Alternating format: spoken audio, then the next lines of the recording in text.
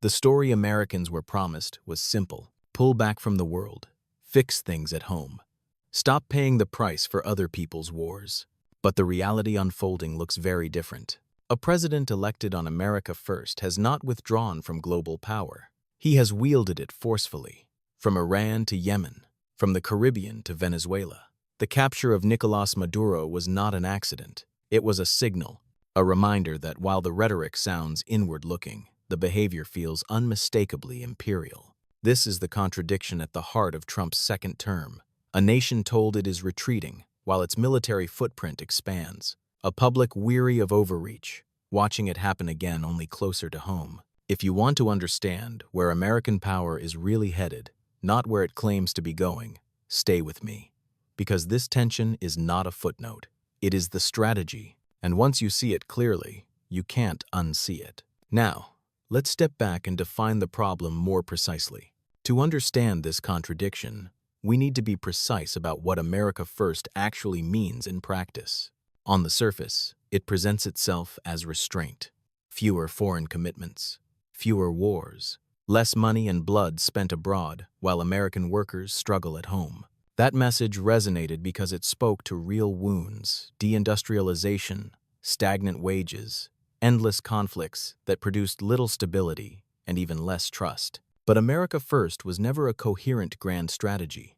It was a reaction, a response to excess, and reactions, by nature, tend to overshoot. What we see now is not withdrawal, but oscillation. Trump speaks the language of isolation while acting through force.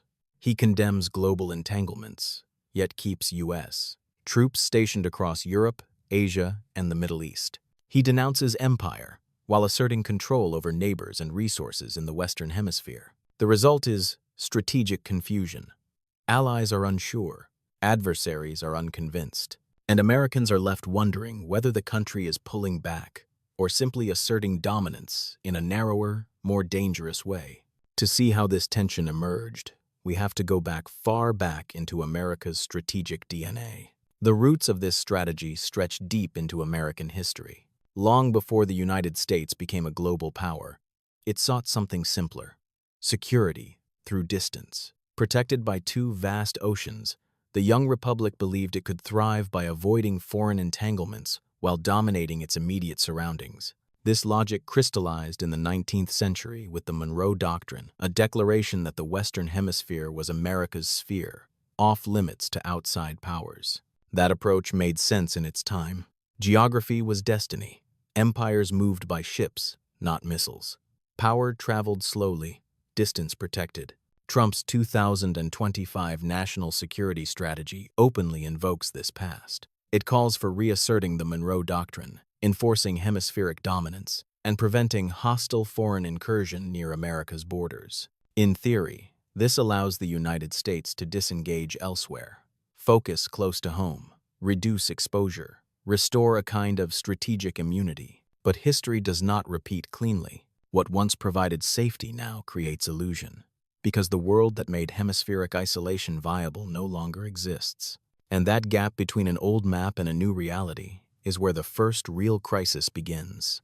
The illusion shattered the moment American forces moved on Venezuela. The capture of Nicolás Maduro was not framed as conquest. It was sold as necessity, stability, security, control over chaos in the U.S. backyard. But actions matter more than language. A sitting president was seized. His country was declared something Washington would now run. This was not restraint. It was intervention, raw and unmistakable.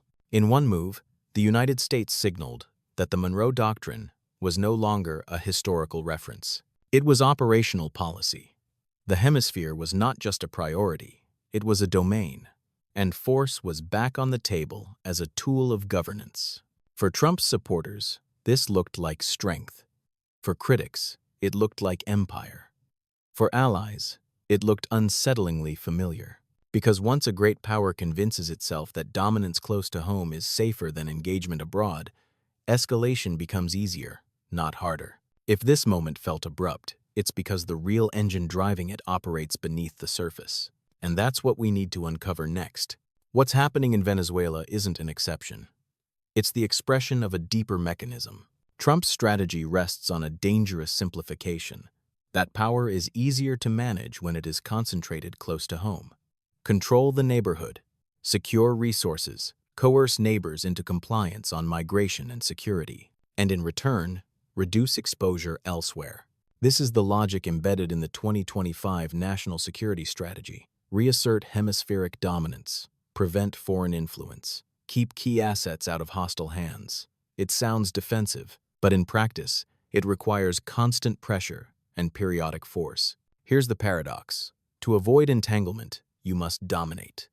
To dominate, you must intervene. And once intervention becomes routine, restraint disappears. The Monroe Doctrine was never just about defense. It was about hierarchy, about deciding who gets sovereignty and who gets supervision. Revived in a globalized world, it no longer insulates the United States. It entraps it in a cycle of coercion and backlash. And as this logic hardens, the system begins to strain, because the next crisis doesn't come from theory. It comes from collision. The collision arrives when strategy meets reality outside the hemisphere. Even as Washington asserts dominance in its own backyard, it cannot escape the rest of the world. The same national security strategy that invokes hemispheric focus also admits something crucial. The United States is still locked in global competition. China must be balanced. Taiwan must be deterred.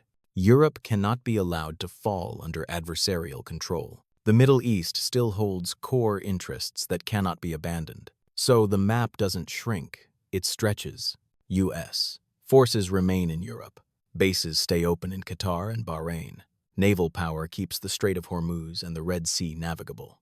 The language is familiar because the commitments are familiar. This is not retrenchment. It is layering old obligations stacked atop new assertions of control closer to home. The result is a second crisis, quieter but more dangerous than the first. Not a single dramatic intervention, but chronic overstretch. The very condition America First was meant to cure.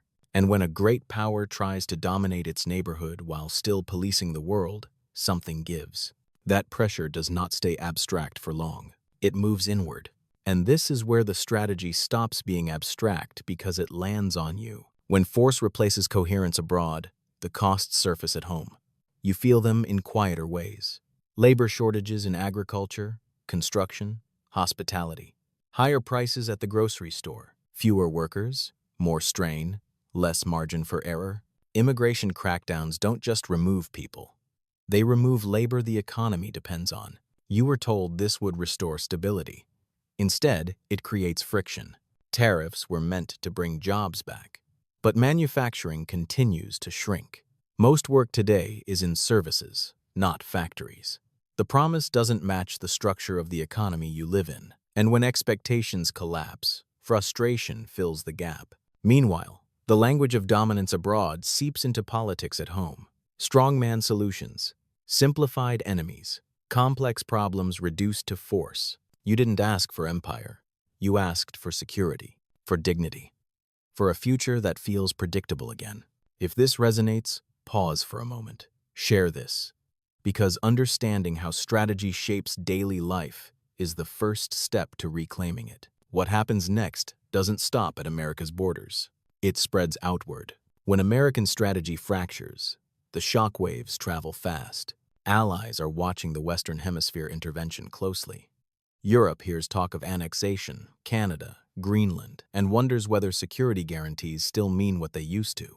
The mere suggestion of force against a NATO partner shakes assumptions that have held since World War II. Trust, once cracked, does not repair easily. Adversaries draw their own lessons. China sees a United States that claims retrenchment but practices coercion. Russia sees continuity, not withdrawal, in Europe. Both conclude the same thing. Washington is unpredictable, but still powerful. That combination invites caution, but also opportunism.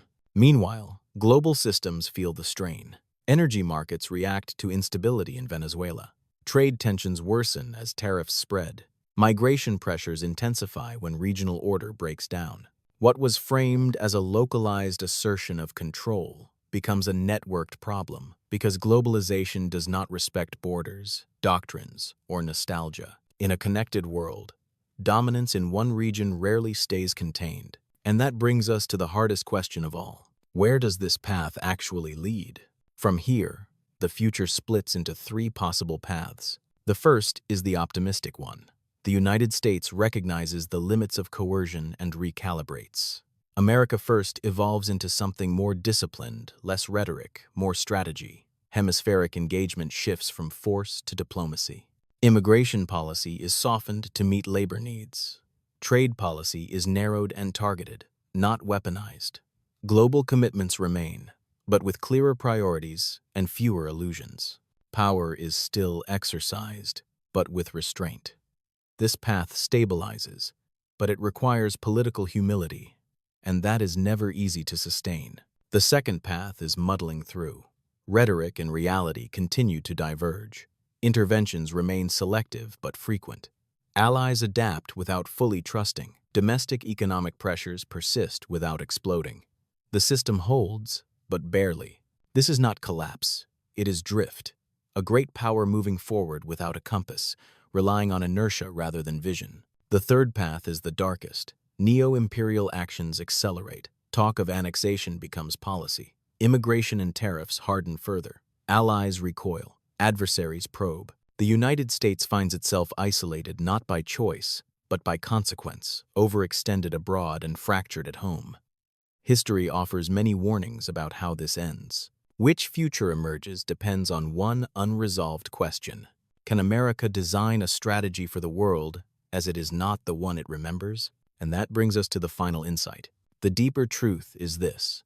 America is not suffering from a lack of power. It is suffering from a lack of direction. America First was born from real grievances, economic pain, strategic fatigue, broken promises.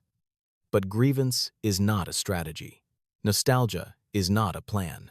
And power, when guided by memory instead of reality, becomes destabilizing rather than protective. The contradiction we've traced neo-isolationist language, paired with neo-imperial action, is not sustainable. You cannot dominate your neighborhood, police the world, seal your borders, and stabilize your economy all at once.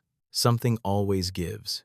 The 21st century demands a different kind of leadership, not empire, not retreat, but strategy, one that accepts interdependence without surrendering agency, one that balances strength with restraint, one that understands that legitimacy matters as much as force. We are not there yet, but recognizing the gap between rhetoric and reality is the first step toward closing it. If this analysis helped you see the system more clearly, stay with me. Share this conversation. Subscribe. Because the next chapter, what a real grand strategy could look like, has not been written yet, and the future depends on who writes it.